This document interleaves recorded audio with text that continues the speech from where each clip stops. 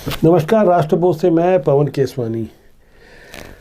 भारत में विदेशी टूरिस्ट लगातार आते हैं। लोग यहाँ पर भारत के अध्यात्म को, भारत के सनातन संस्कृति को जीने की कोशिश करते हैं।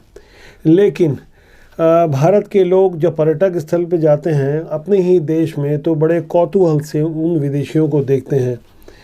यहाँ साधु बनकर और भारतीय संस्कृति और वैदिक रीति रिवाज के अनुसार शादी करने वाले और यहीं आकर रच बस जाने वाले लोगों को मैंने वृंदावन से लेकर तमाम जगहों पर देखा है। आपने भी देखा होगा। जब मैं बात भारत के अध्यात्म संस्कृति की कर रहा हूँ, तब आपको एक वीडियो ज़रूर देखना चाहिए जो सोशल मीडिया में तेज़ी से वायरल हो रहा है। ये वीडियो है के.एस. चौहान का, जो चौहान फाउंडेशन के फाउंडर हैं, छत्तीसगढ़ के दुर्ग के निवासी हैं।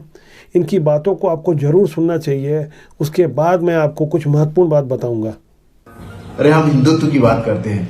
एक परिचित है, उसकी लड़की ने, वो हिंदू है और उनकी लड़की ने एक मुस्लिम लड़के से शादी कर ली। ठीक है। अब मैंने बोला कि आपने कुछ बोला नहीं, कुछ बात नहीं हुई। तो उन्होंने बोला कि काफी डिस्कशन हुआ। जब मेरी लड़की ने कुछ मेरे को बोला तो उसके बाद मैं शांत हो गया। उसकी लड़की ने ये बोला कि मैं 1 साल से उनके साथ रिलेशन में हूं और इस 1 साल में मेरे को उसने आयत सिखा दी। आयत में क्या क्या होता है वो सिखा दिया, कलमा पढ़ना सिखा दिया, कलमा में क्या क्या होता है वो बता दिया, नमाज करना सिखा दिया और नमाज पढ़ना सिखा दिया और उसके पूरा प्रभाव मेरे को बता दिया। लेकिन आपने 23 साल में क्या बताया मुझे? आपने तो कुछ नहीं बताया। लड़की की बात में दम था, क्योंकि हिंदू सिर्फ बोलना या कहलाना ही मायने नहीं रखता है।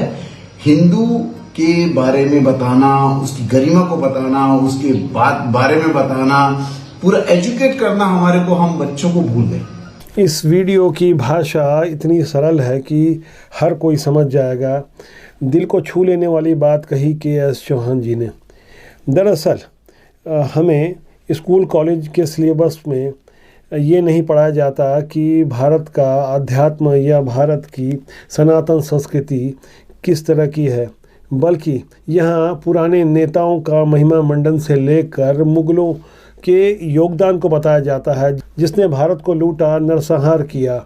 उनके बारे में तो खूब बातें बढ़ा चढ़ा के बताई जाती है। एक बात और आपको समझनी होगी कि जब अंग्रेज़ों का शासन था, तब 1857 के पहले से ही लॉर्ड मैकाले लग गए थे इस काम में और बाद में मैक्स मूलर को चुना गया भारत के लिए वेदों को लिखवाने के लिए।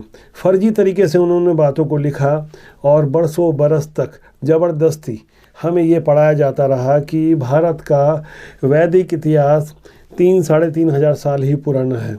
इस तरह की तमाम बातें जो हमने कभी नहीं पढ़ी और हमारे बड़ों ने भी हमें किन्हीं कारण से नहीं बताया, क्योंकि देश की आज़ादी के बाद लोगों के पास जिंदा रहने के लिए जो संघर्ष करने की क्षमता थी, वह था रोजगार, वह था उनका स्वास्थ्य और तमाम ऐसी चीज़ें जहां भारत भूखमरी से गुजर रहा था। ऐसे में मौलाना अब्दुल कलाम आज़ाद नामक एक शिक्षा मंत्री बना दिए गए, जो खुद कभी स्कूल नहीं गए। उन्होंने मदरसे से शिक्षा प्राप्त की। वो बरसों बरस तक भारत के शिक्षा मंत्री रहे। भारत के लिए आज़ादी के बाद सबसे बड़ी प्राथमिकता यहाँ जिंदा रहने के लिए संघर्ष था, जहाँ औसत आयु 40 वर्ष से भी कम थी। इसके बाद कभी हमें मौका ही नहीं मिला। आज आज़ादी के 73 साल बाद जब मैं इन सब बातों को बोल रहा हूँ, तब हमें समझना होगा कि जब हम दिवाली मनाते हैं, जब हम होली मनाते हैं, जब हम त्योहारों में भी तर्क पैदा करते हैं, दरअसल ये कोई लिबरल गैंग है। जानबूझ करके हमारे त्योहारों के बारे में अधकचरा ज्ञान जिन लोग परोसते हैं, उनसे हमें सावधान रहने की ज़रूरत है। तमाम ऐसी बातें हैं, मैं आगे के कुछ वीडियो में बताऊंगा। मैक्स मूलर की भी हकीकत बताऊंगा, लॉर्ड मैकाले को भी आपको समझना होगा। संक्षेप में अगर हम ये इन बातों को समझ गए, तब हमें अपनी भारतीय संस्कृति पर गर्व करने का और बड़ा मौका मिलेगा। राष्ट्रबोध के लिए के.एस. चौहान ने जो बातें कही, जब हमने उनसे संपर्क किया, जो उन्होंने वीडियो बनाया था, तब उन्होंने क्या कहा, इसे भी आप सुनिए। एक्चुअली जब ये मेरे को बात पता चली तो ये मेरे दिल में बात लग गई और ये बात एक नई सोच देती है और लोगों को जागरूक करती है। और लोगों को जागरूक करना ही, सही बताना, सनातन धर्म के बारे में बताना ही हमारा कर्तव्य है, जो कि आपका चैनल राष्ट्रबोध भी करता रहता है ऐसे ही प्रयास, जो कि सराहनीय है। भारत की संस्कृति की खूबसूरती यहाँ की विविधता है। विविधता के साथ साथ यहाँ सबको समा लेने की जो क्षमता है उसे गलत ढंग से इस्तेमाल किया गया।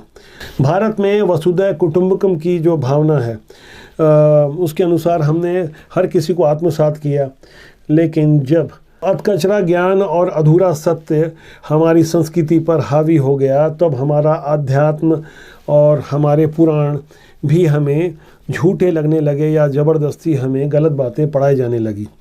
इसे समझना होगा, तभी हम बेहतर तरीके से कुछ कर पाएंगे। ज़रूरी नहीं है कि हर चीज़ें हमें स्कूल कॉलेज के सिलेबस में मिले, वो तो थोपे गए कुछ ऐसे साहित्य हैं जहाँ से रोटी के 2 टुकड़े नसीब हो सकते हैं।